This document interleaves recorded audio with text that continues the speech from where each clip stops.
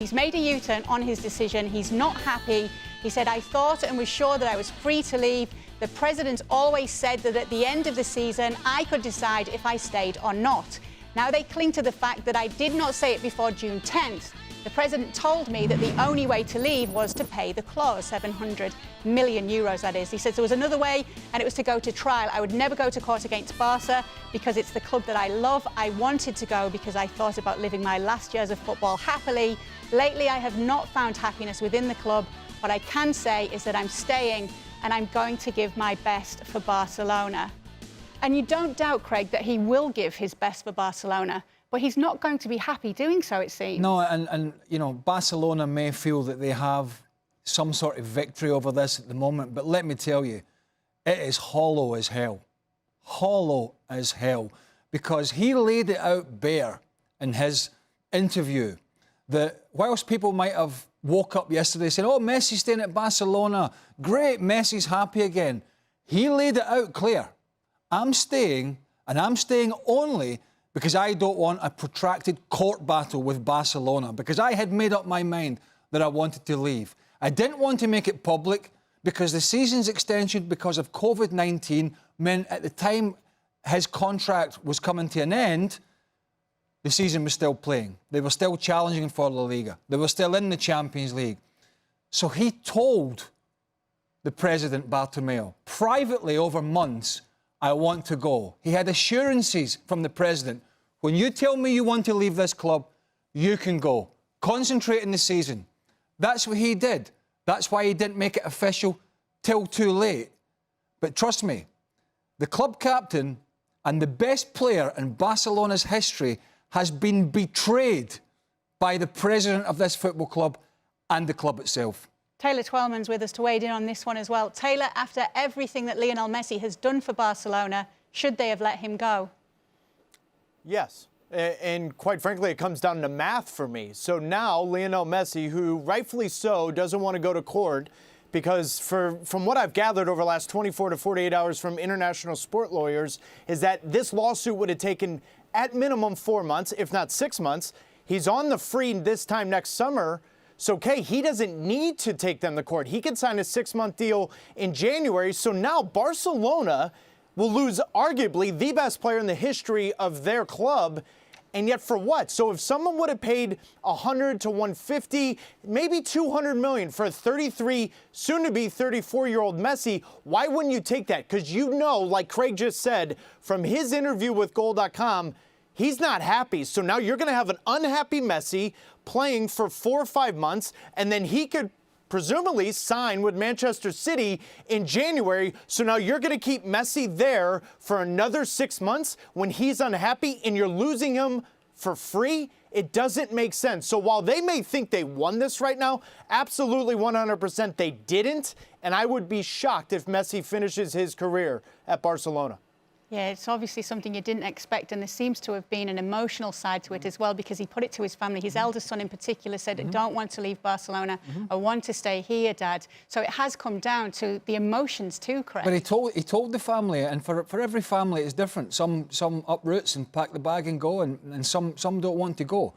That's understandable, but he told them, right? He told them, so that meant in his mind he wanted to leave Barcelona. The problem here for me is the betrayal, because here and forget the word loyalty, here we have a guy who has given Barcelona over a decade plus more than they could ever have dreamed of in terms of his performances and goals, but wanted to go and finish his career correctly, and because of his contract situation, with a gentleman's agreement to start with the owner, to go and finish it at a different club, with different surroundings, and see if he could rejuvenate the end of that career, which has been great. And that's been denied by people who have just lied to him. And, you know, a year, as Taylor said, a year down the line is going to be a free transfer, but a year down the line in any sport is a long time, with injuries, with illness, and all that goes with playing sport at this level. And the big thing for me is not financial.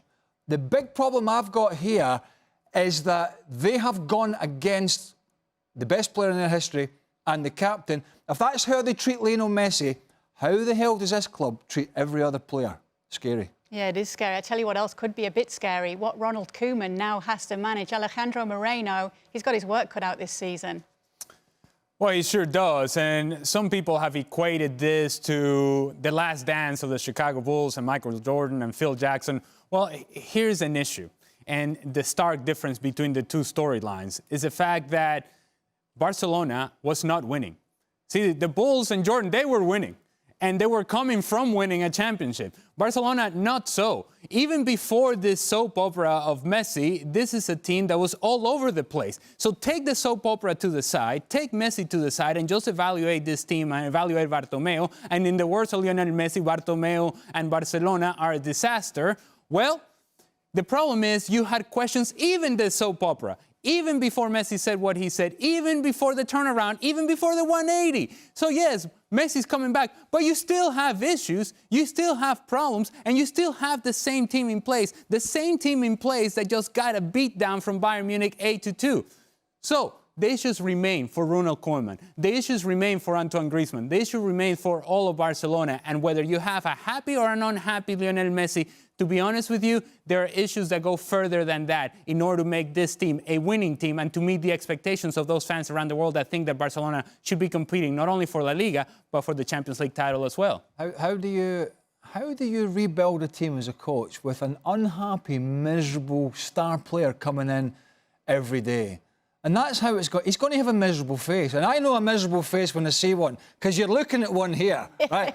And trust me, I've never played with a player who's had a problem with the board, a problem with the club, and is unhappy ever perform at his best. Now, I know we're talking about arguably the greatest player that's ever lived. Some Ronaldo fans will have a disagreement about that, but I think most of us think this guy's been the greatest that has lived, certainly in our lifetime.